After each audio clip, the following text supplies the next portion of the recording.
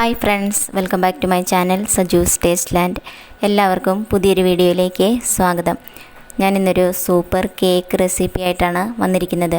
വളരെ കുറച്ച് ഇൻഗ്രീഡിയൻസ് കൊണ്ട് വളരെ പെട്ടെന്ന് ഉണ്ടാക്കിയെടുക്കാൻ പറ്റുന്ന ഒരു സൂപ്പർ കേക്കാണ് ഇത്. അപ്പോൾ അതെങ്ങനെയാണ് ഉണ്ടാക്കിയെടുക്കാമെന്ന് നോക്കാം. അതിനായിട്ട് ഞാൻ ആദ്യം തന്നെ ചെയ്യുന്നത്, ഒരു കേക്ക് സെറ്റ് ചെയ്യാൻ വെക്കുന്ന പാത്രത്തിലേക്ക് 1 ടീസ്പൂണ് നെയ്യ് സ്പ്രെഡ് ചെയ്ത് കൊടുക്കാം. അതിനുശേഷം അതിലേക്ക് കുറച്ച് മൈദ കൂടി സ്പ്രെഡ് ചെയ്ത് കൊടുത്തിട്ട് മാറ്റി വയ്ക്കാം. ഇനി കുറച്ച് ബ്രെഡ് അതിൻ്റെ സൈഡൊക്കെ കളഞ്ഞിട്ട് മിക്സിയുടെ ജാറിലേക്ക് ഇട്ടിട്ട് നല്ലതുപോലെ പൊടിച്ചെടുക്കാം.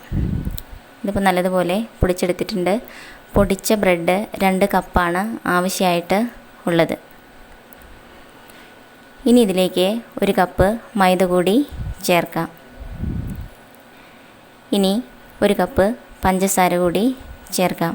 പഞ്ചസാര പൊടിക്കേണ്ട കാര്യമൊന്നുമില്ല, ഇതുപോലെ തന്നെ ചേർത്താൽ മതി. എന്നിട്ട് നല്ലപോലെ മിക്സ് ചെയ്തെടുക്കാം. ഇനി ഇതിലേക്ക് 2 ടീസ്പൂണ് ബേക്കിംഗ് പൗഡർ കൂടി ചേർക്കാം. 1 ടീസ്പൂണ് ബേക്കിംഗ് സോഡ കൂടി ചേർത്തിട്ട് നല്ലപോലെ മിക്സ് ചെയ്യാം. ഇനി ഇതിലേക്ക് 1 കപ്പ് പാല് ചേർത്ത് കൊടുക്കാം. പാല് കുറേശ്ശെ ചേർത്ത് കൊടുത്താൽ മതി കേട്ടോ. എന്നിട്ട് നല്ലപോലെ മിക്സ് ചെയ്യാം. ഞാനിപ്പോൾ ഇതിലേക്ക് 1 കപ്പ് പാല് മുഴുവനും ചേർത്തിട്ടുണ്ട്. എന്നിട്ട് നല്ലപോലെ തന്നെ മിക്സ് ചെയ്തെടുക്കാം.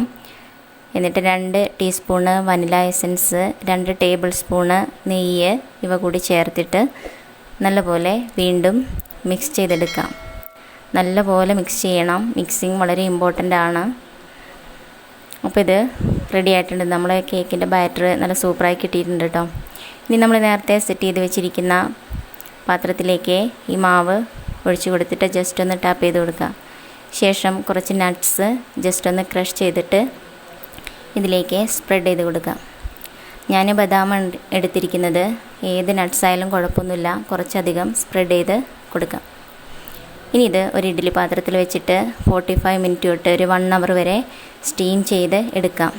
ഇങ്ങനെ ഒരു പാത്രം കൊണ്ട് അടച്ച് വയ്ക്കുക ആദ്യം. അതിനുശേഷം വേറൊരു പാത്രം കൊണ്ട് അടച്ച് വയ്ക്കാം.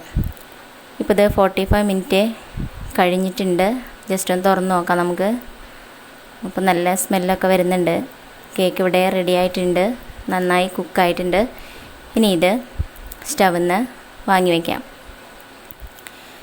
എന്നിട്ട് നന്നായിട്ട് തണുത്തതിന് ശേഷം വേറൊരു പാത്രത്തിലേക്ക് മാറ്റിയിട്ട് കട്ട് ചെയ്തെടുക്കാം.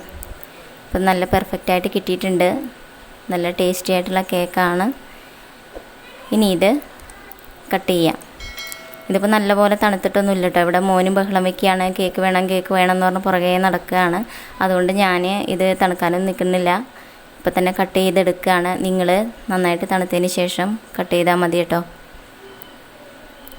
അപ്പോൾ നിങ്ങൾക്ക് ഈ റെസിപ്പി ഇഷ്ടമായിട്ടുണ്ടാവുമെന്നാണ് ഞാൻ വിചാരിക്കുന്നത്. ഇഷ്ടമായിട്ടുണ്ടെങ്കിൽ ലൈക്ക് ചെയ്യുക, കമൻറ്റ് ചെയ്യുക, മാത്രമല്ല ഷെയർ ചെയ്യുക.